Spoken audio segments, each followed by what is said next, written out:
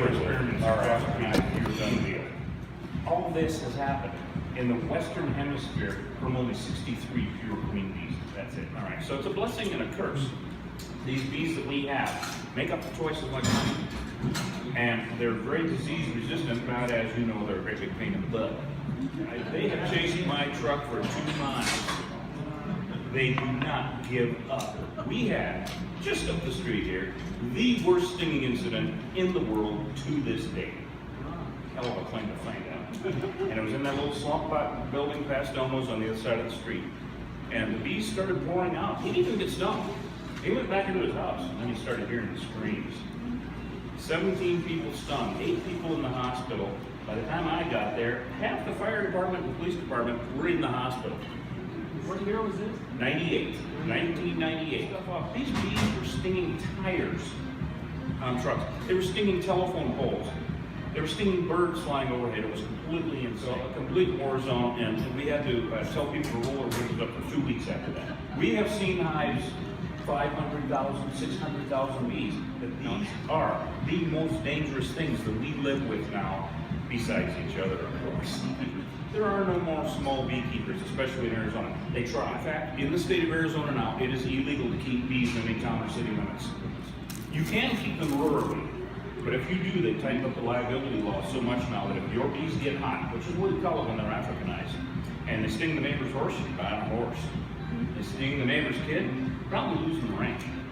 If you have a known feral hive on your property, you have to have it removed. It just will attack for no reason as far as we can see. So the entrance to every hive are what are called guard bees. Their only job is to perceive the threat to the hive. And it can be from 1 second to the next. 1 second they may not carry you there at all, and the next all of a sudden the alarm, they work on pheromones, smells.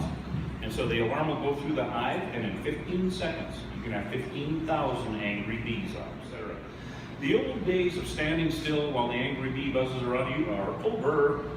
Get the heck out of there, all right? If a bee bounces off of you, it's one of 2 things. It's either a warning shot or a missed shot.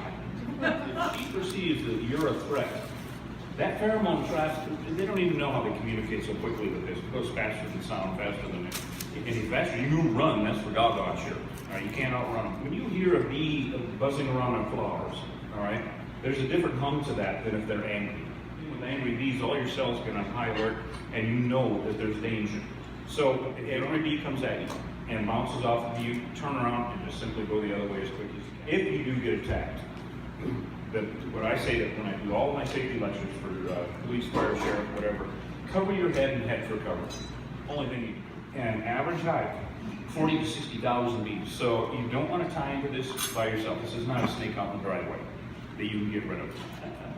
I'll get you guys, you'll have my number. If you don't, call law enforcement, they'll have it. I know that's weird, but it's true. So I'm going to hand it back to you. Thank you all so very much. Thank you.